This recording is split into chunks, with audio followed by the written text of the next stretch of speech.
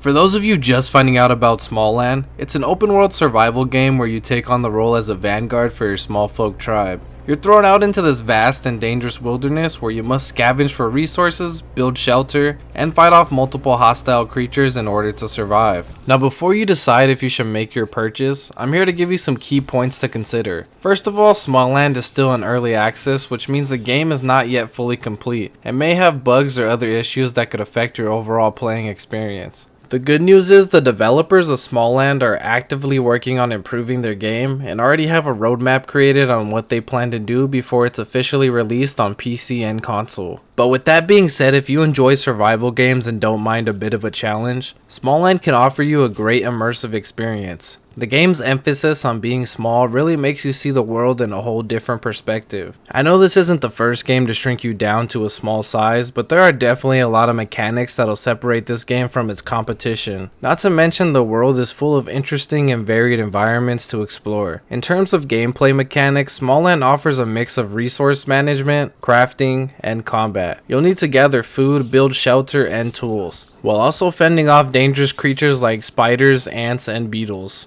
The game also has a day and night cycle which affects both the behavior of creatures and the availability of certain resources. Also, with Smalland's dynamic weather system, it often makes carrying extra materials a hassle with the frequency that storms occur. Because of your small frame, a normal rainy day to us is a full-on natural disaster to the small folk. You'll definitely find yourself building a little hut every time a storm takes place just to survive the cold. Another thing to keep in mind is that Smalland can be quite difficult, especially in the early stages of the game when you're barely getting a feel for the environment. You'll most likely need to adapt quickly to managing your resources and plan your actions to avoid running out of food or materials for shelter. Combat can also be quite challenging when fighting a creature you haven't encountered before. And when you finally think that you have their attack pattern down, they'll oftentimes switch up how they attack just to confuse you. One of the greatest features in the game has to be the gliding. You obviously won't start off with it because you have to get the materials to craft the armor in order to start gliding around. There's also other ways to fly around the forest, but the mechanic alone was honestly one of the main reasons I decided to get the game in the first place. It honestly just adds more freedom to your experience in Smalland and gets you to places a lot easier than having to walk everywhere.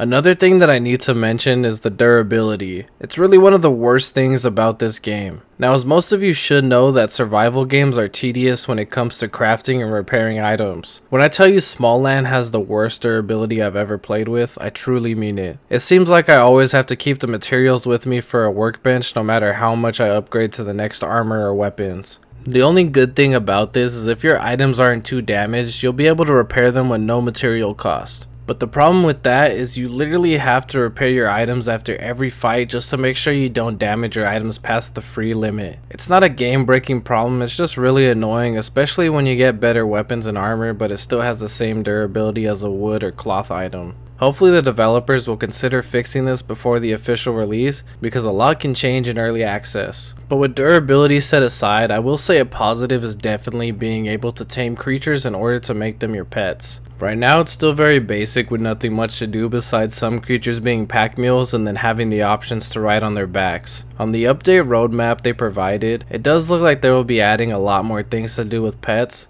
So we'll just have to wait and see when those updates finally come out. Overall, if you're a fan of survival games and looking for a unique twist on the genre, Smalland will definitely be worth checking out. Just keep in mind that the game is still in early access and will be rough around the edges, so be prepared for some bugs and other issues along the way. The good news is the developers are always hard at work and constantly working to provide quick fixes to its growing community. And as always, if you guys enjoyed this video, don't forget to smash that like button. It'll really help me out a lot to get my video viewed by a bigger audience as I'm still a smaller channel. Also, don't forget to comment down below if you have any questions or suggestions for other games you think I should do reviews on. And most importantly, don't forget to hit that subscribe button and bell notification. It'll inform you guys when I drop videos like these so you can be the first ones to see them. And with that, I'll see you guys in the next one.